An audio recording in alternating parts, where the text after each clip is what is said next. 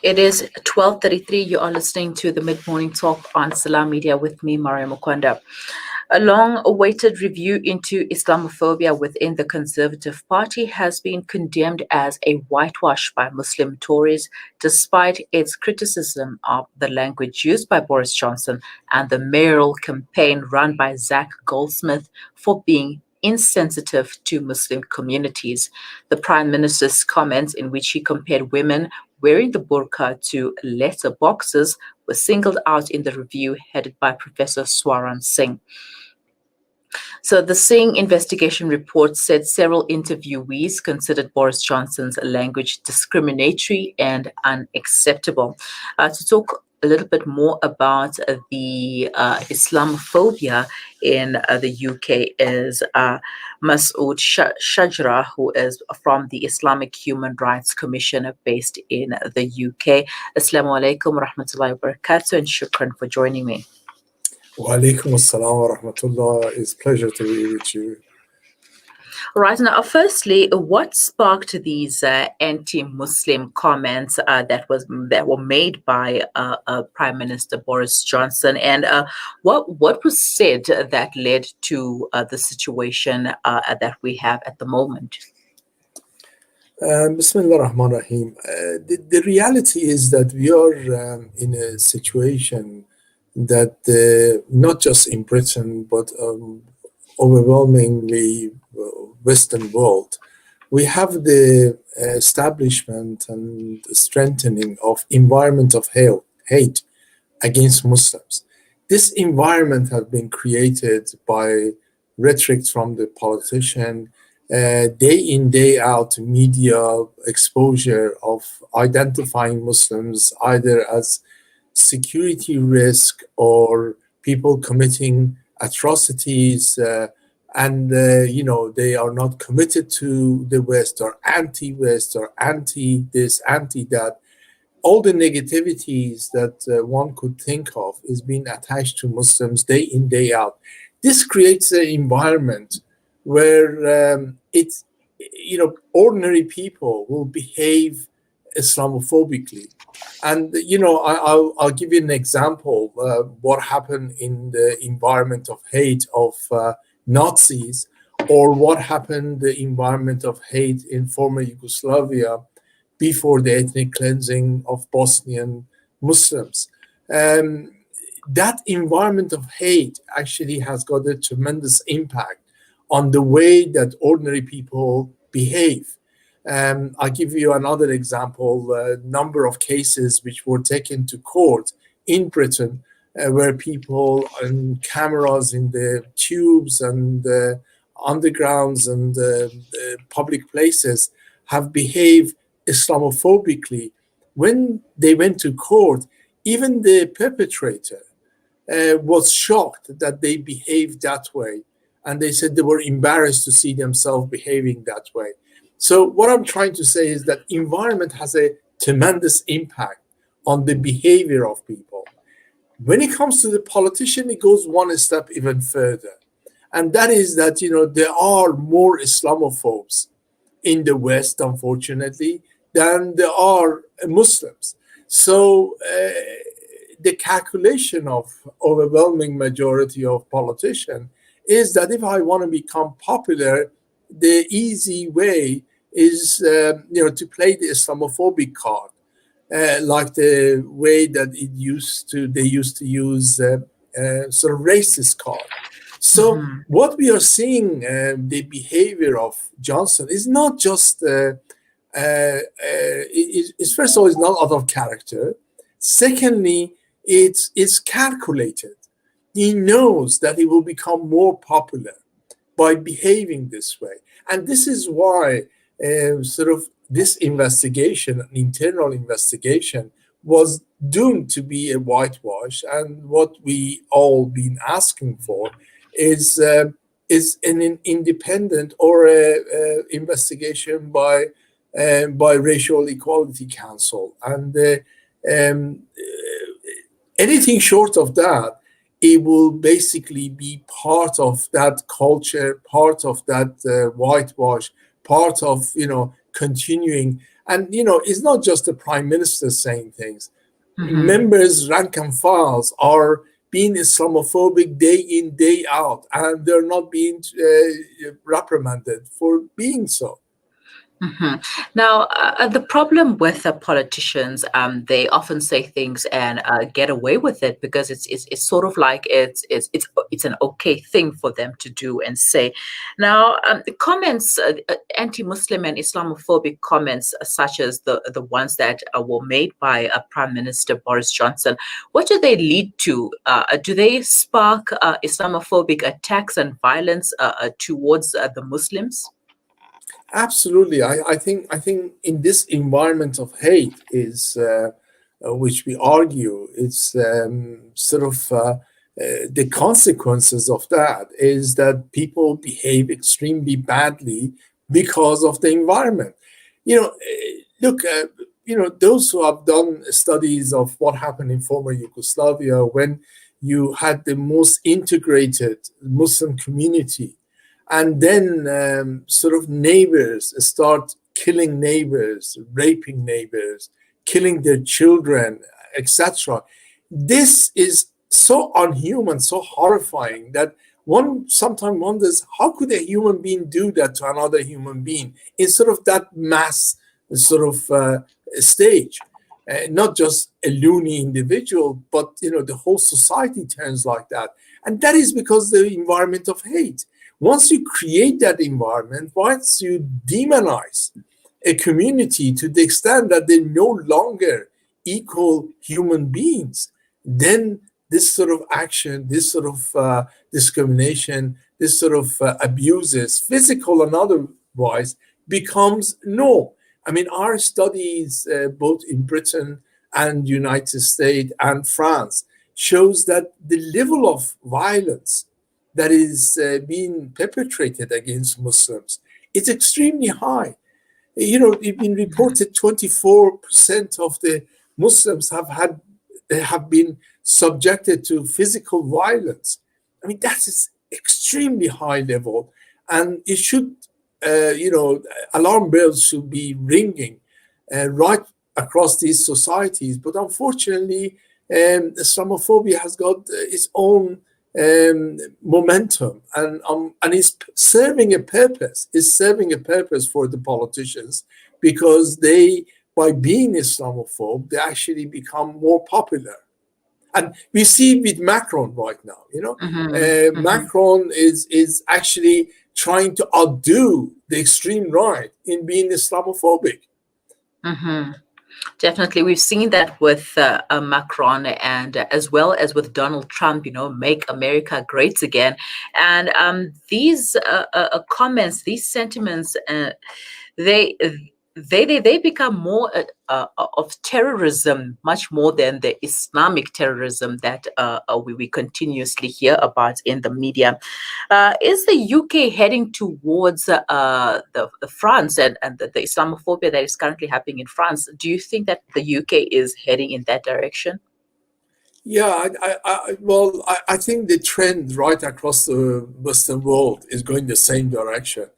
And sometimes people argue, they say, oh, we in Britain are better off than people in France, or vice versa, or, we are better off than Austria and so forth. I actually think that that's not the way to sort of look at this whole thing. We need to look at the trend. The trend in the last 40, 50 years is rapidly becoming more Islamophobe. Muslims are being criminalized, demonized, and being abused and being denied their equal rights. And this is happening in such a speed, which is unprecedented. And unfortunately, I would even go as far as saying that Muslim institutions are failing to address this issue, because a lot of the Muslim institutions, they become politicians themselves. They're more concerned about their position in that hierarchical and racist and abusive structure, rather than challenging it and trying to change it. Now, according to a report, 1 in 4 Muslims experience Islamophobia in a Labour Party. So, should Islamophobia be recognized as a crime? Well, this level of racism and any sort of hate crime risen from this is crime. But I think the issue is not what we should do, or even definition. I mean, we need definitions, and there are a lot of different definitions flying around, and it's good to establish them. But I think the issue is the political will to address this. Already people who behave that way and discriminate is unlawful, and indeed they need to be addressed. But it's not being addressed because, again, going back to the environment of hate. Once you create an environment where it's okay to be this way, it actually is a part of a structure of acceptability of the society. Then, it doesn't matter you make it lawful or unlawful. The fact of the matter is that it is going to go on. Once the Prime Minister does such an act as he did and never apologize and never, readdress what he's done, then, of course, everybody else is going to behave in the same way. I think there needs to be a change of mood completely. We need to sort of fight any sort of demonization, any othernization. At the moment, Muslims are the victims and of this creation of othernization. We need to actually outlaw all of it, and we need to combat it. And we need to combat it not just because we want to be kind and nice to Muslims. We need to recognize that whenever the ugly head of this sort of demonization structure has shown itself, be it in Nazi Germany or be it in former Yugoslavia, has cost the whole society dearly, not just those immediate victims. So we need to sort of say that if we want to empower our community, if we do want to better our society and save it against future conflict, internal conflict, which will cost all of us dearly, then we need to tackle this for the benefit of all, not just immediate victims. There were a lot of praises when there were more Muslim MPs in the UK, because people probably felt that, this is a good thing because there are Muslim MPs that will stand up for us, so hip hip hooray. So is there a difference with having Muslim politicians in or Muslim MPs? Do they make a difference? Do they really stand up for Muslim rights and Islamophobia? No, they don't. I mean, unfortunately, this is also part of the whole problem. The reality is that some notable non-Muslim MPs have done a lot more challenging Islamophobia and standing up for everyone than many of the Muslim MPs. Muslim MPs, and including our mayor, they are politicians, they are career politicians, and they basically in some ways they become more Islamophobic than the next man. I mean, our mayor, when he wanted to be elected the first time, he promised that he will throw the biggest 70 years party for Israel in London. And the first ambassador he met was the night after he was elected, and it was Israeli ambassador. He really doesn't address the needs of Muslim community. In some ways, he thinks just by being Muslims, he doesn't have to do anything for Muslim. While for being a Muslim, he has to do a lot more for others to sort of shed this Islamic sort of or Muslimness. That's some are like that, and some like the sort of Javad Sajid. He is not even a Muslim. He announced that he's not a Muslim. He's not even saying that he's culturally Muslim. He said the only religion in our house being practiced is Christianity. I think these are all part and parcel of Uncle Tom, and what Malcolm X refers to them as house slaves, which without them, the slavery would not have existed.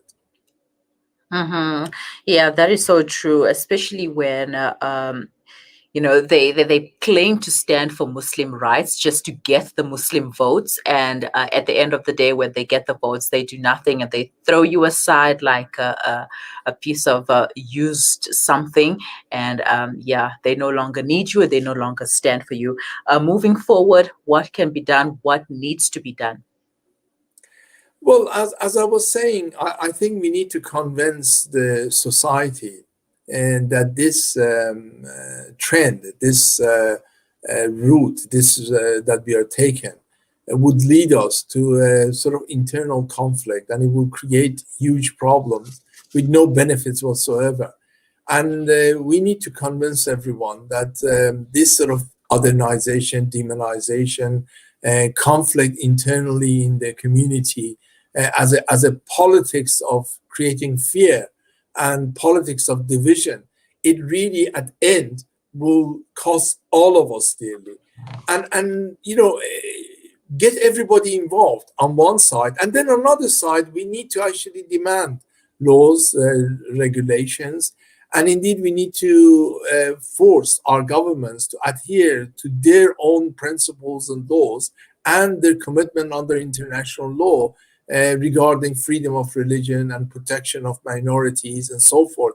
All this needs to be done in combination. But I think also we need to sort of make our own community, especially our youth, to recognize that we need to have a confident future generations and confident in being part of the society, confident in leading the society towards creating a juster world for all of us.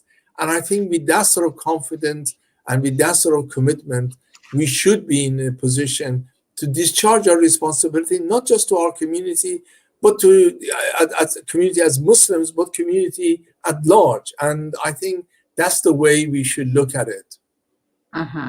And we have a long way to go, especially as Muslims in power. Masoud, shukran for joining me and for sharing that insight with us, and have a wonderful day. Assalamu alaikum. Alaikum assalam wa rahmatullahi wa barakatuh. Masoud Shajrah from the Islamic Human Rights Commission in the UK, taking us through the Islamophobic comments and anti-Muslim comments inquiry that was called a whitewash after Muslims in a party inquiry found that Prime Minister Boris Johnson had made these Islamophobic comments. And even though the apology was just one of those things, just a sorry, I made such comments, that's why they looked at it as a whitewash, and more should have been done. It is 12:52. You are listening to the Mid-Morning Talk on Salam Media. We will be right back.